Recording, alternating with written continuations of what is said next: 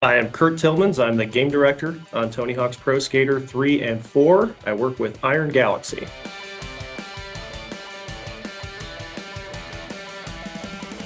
So when we think about just broadly the philosophy for coming up with a new Tony Hawk level, we kind of split it into two main categories. There are forbidden places and fantastic spaces. The former is something that's more about, being in a real world environment that a skater would just love to go and skate in. So sometimes that's a skate park, and that's not quite so forbidden, but like sometimes it's, a closed down water park or sneaking into the back lot of a movie studio during a shooting or something like that, right? So these places that might have really cool opportunities to skate in, a skater would love to trick off of all the stuff that's there, but normally it's not something that they're necessarily allowed to do. So, that's where the forbidden spaces come from. And that was, one of the genesis of water park and movie studio, is trying to think about places like that. Where would like a skater fantasize about skating about they may not normally be able to do so. We have a lot of brainstorming sessions first where we kind of come up with ideas about, places that we think would be fun to skate in. We do a lot of research. So we go to the YouTubes and we check out places that, maybe skaters in real life have gone and skated and that are, shut down after hours, things like that, that look really cool and haven't been represented in the Tony Hawk games yet, right? So that's a huge inspiration for us. Like a lot of times it really does come from real life. It's just, hey, this is actually water park is a good example where it's like there's a lot of awesome videos out there of skaters even having permission to go into a water park after hours and stuff like that and just skating around. And that's where the funnel slide came from in the water park and stuff like that, right? Is there's actual videos of that stuff out there. The pros themselves, the skaters themselves, continuing to do these kind of crazy things, using their own imaginations to go to these places and figure out how to trick off of them. That's a huge inspiration for us. And then if we see something like that, we might be like, oh, that's a no-brainer, right? Like something like that, where it's like, that's really easy. We started looking at things that were in Southern California, right? Kind of where a lot of the skateboarding actually happens in the Southern California settings. And, what's just very uniquely SoCal that hasn't been done yet. We just kind of jotted down a bunch of locations and things like that. And then we just start drilling in on each one. So okay, well, if we did another kind of beach thing, what hasn't been done for a beach thing? Boats or whatever. Okay, we kind of have a cruise ship, maybe not, right? Then we kind of dig in on each one of those. And then it's we open up some photos of movie studios and it's oh, well, we got golf carts and tracks and trailers and all these interesting things. And then when we started talking about oh, we could actually build sets, right? Art direct sets and create interesting things to trick off of that may not necessarily be part of every movie studio, but would be at home in our own created movie studio. We had a lot of fun talking about that. And then of course when we settle on something like movie studio, we just start thinking about all the awesome objects that people could trick off of, right?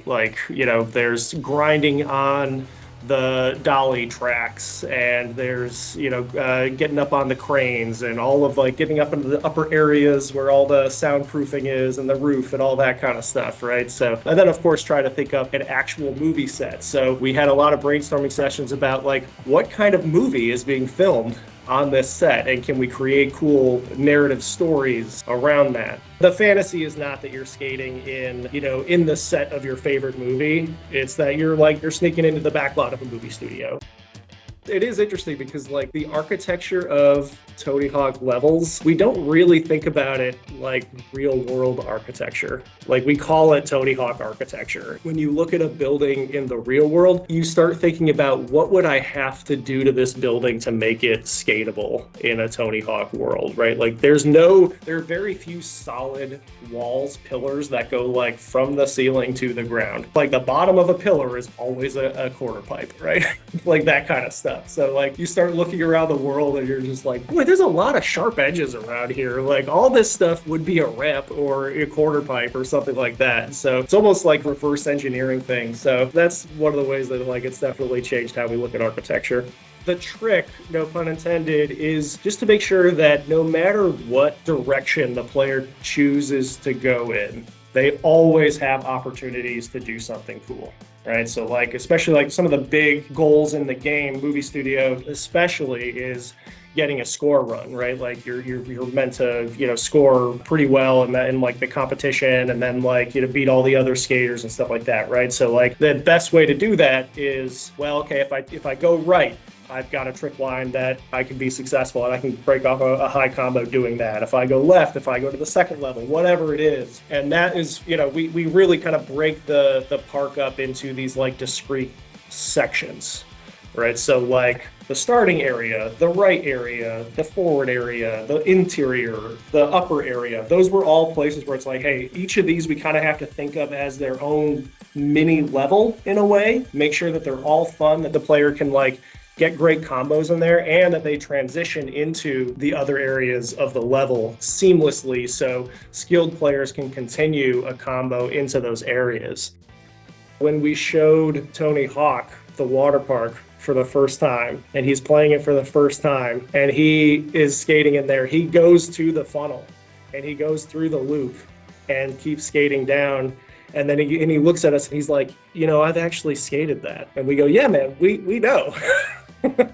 Like we saw it. So it's like there's like real world reference for some of this stuff, and like players will have seen that, skaters might have skated it, like they have already this like picture in their head of like, oh, what it would be like to skate in a water park, where they've seen it. So I think that's like a level of scrutiny that you don't get in the fantastical stuff as much. So I would say the forbidden stuff is it has a different level of scrutiny to it. Tony is heavily involved. I mean, he wants to make sure that they fit the vibe of the franchise, right? So he totally gets the forbidden and fantastic stuff, right? When we first told him about pinball, he was just like, oh yeah, that fits right in with like Roswell and Skater Heaven, right? He knows the franchise super well. So, we pitch stuff like that. And those are the moments when you've kind of hit on something, right? Where you're like, hey, what about a pinball? Like, it sounds insane, right? Then when you tell Tony that, he's like, oh no, yeah, that makes perfect sense. Then you've really hit on a good idea. So yeah, he's super involved in that. He's part of the brainstorming process early on. We then usually spend a good amount of time building something, and he gets builds at pretty frequent paces and play tests them and lets us know how he feels about them. And he's a great collaborator on that stuff.